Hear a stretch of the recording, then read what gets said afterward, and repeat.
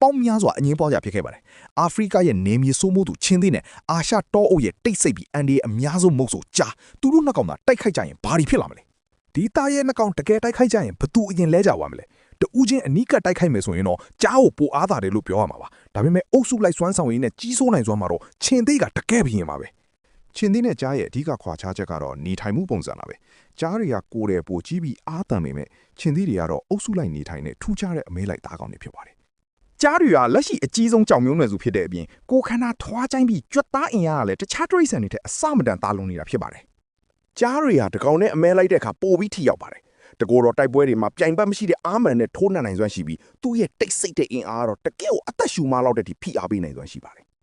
ချင်းသေးရီရဲ့အစွမ်းအစကဂိမ်းကနေနဲ့တိုင်းတာလို့မရပါဘူးသူတို့ရင်ဆိုင်နေရတာကပိုပြီးပွင့်လင်းပြတ်သားတဲ့ရှင်ပြိုင်မှုမျိုးပါဒီလိုအစွမ်းအစတွေကပဲကြဲပြောလာတဲ့မြက်ခင်းမြင်ကြီးပေါ်မှာတိုက်ပွဲရလဒ်တွေကိုခဏလေးအတွင်းပြောင်းလဲပြနိုင်တာဖြစ်ပါတယ်နယ်မြေအုပ်စိုးဖို့ဆိုတာမလွယ်ပါဘူးဝင်လာတဲ့ရန်သူတွေကိုတားဆီးရင်းနဲ့ကိုယ့်အုပ်စုကိုကာကွယ်ဖို့အတွက်ချင်းသေးထီးတစ်ကောင်ကအကြိမ်ကြိမ်အလီလီရင်ဆိုင်တိုက်ခိုက်ရမှာပါချင်းသေးရဲ့တိုက်ပွဲအတွေ့အကြုံကအမဲလိုက်တဲ့နေရာမှာမဟုတ်ပဲရင်ဆိုင်တိုက်ခိုက်ရတဲ့အခါပိုပြီးပေါ်လွင်လာပါတယ်သူတို့ကကြားရီလိုတစ်ချက်တည်းနဲ့အသက်အန္တရာယ်ဖြစ်စေဖို့အားပြုတာမျိုးမဟုတ်ပဲရေရှည်တိုက်ပွဲတွေကိုရင်ဆိုင်နိုင်တဲ့မယုံနိုင်စရာခွန်အားတွေကိုပိုင်ဆိုင်ထားကြတာပါ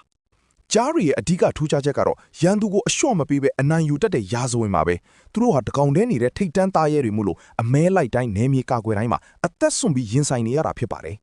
ကြားတွေဟာအဖော်မပါပဲတကောင်နဲ့အမဲလိုက်ရတာမို့အလွန်တွက်လက်ပြီးထိရောက်တဲ့တိုက်ခိုက်မှုမျိုးကိုပိုင်ဆိုင်ထားကြပါတယ်သူတို့အတွက်တော့ဒဏ်ရာရတယ်ဆိုတာအသက်အန္တရာယ်နဲ့တူတဲ့အတွက်အမားယွင်းမရှိအောင်အမြဲတည်းထားလှုပ်ရှားနေရတာပါကြားတွေရဲ့အစွမ်းဟာပြိုင်ဘက်ကင်းတယ်လို့အသက်ရှင်ရက်တည်ဖို့ဆိုတဲ့လက်တွေ့ကျတဲ့ရည်ရွယ်ချက်အတွက်ပဲတိုက်ခိုက်တာပါဒါပေမဲ့လူမှုအဖွဲ့အစည်းနဲ့နေထိုင်တတ်တဲ့ချင်းသေးတွေကတော့လုံးဝကိုကွဲပြားခြားနားနေပါတယ်ချင်းသေးတွေရဲ့အစွမ်းဟာတကောင်ထဲမှာမဟုတ်ပဲအုပ်စုဖွဲ့လှုပ်ရှားမှုမှာပဲရှိတာပါဒီလိုစုပေါင်းအားဖြည့်ပေးလိုက်ခြင်းကပဲသူတို့ကိုကျဲပြန့်တဲ့မြက်ခင်းမြေမှာရှင်သန်နိုင်စွမ်းအပြည့်အဝပိုင်ဆိုင်စေတာဖြစ်ပါတယ်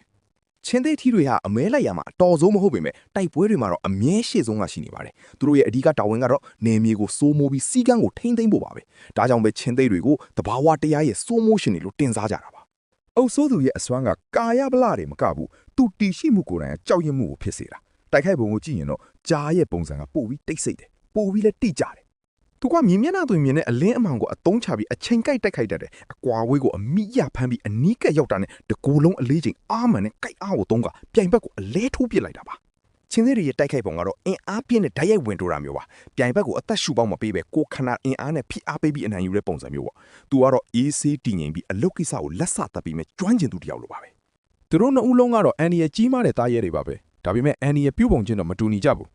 တောဘရင်ဆိုတာဘသူလဲလို့မေးလိုက်ရင်တော့အားလုံးကချင်းတစ်ကိုပဲလက်ညှိုးထိုးကြအောင်ပါဘာဖြစ်လို့လဲဆိုတော့သူတို့ရဲ့ပင်ကိုဟန်မန်နဲ့မဟာဂုံကြီးကမရှင်တောင်ကိုကြီးမားနေလို့ပါမယ်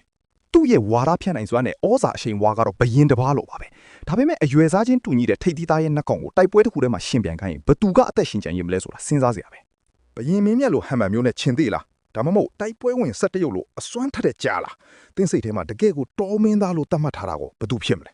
ပရိသတ်ရဲ့အဖြေကတော့ချင်းသေးနဲ့ကြားမှာကွဲပြားသွားမယ်ပုံပါပဲ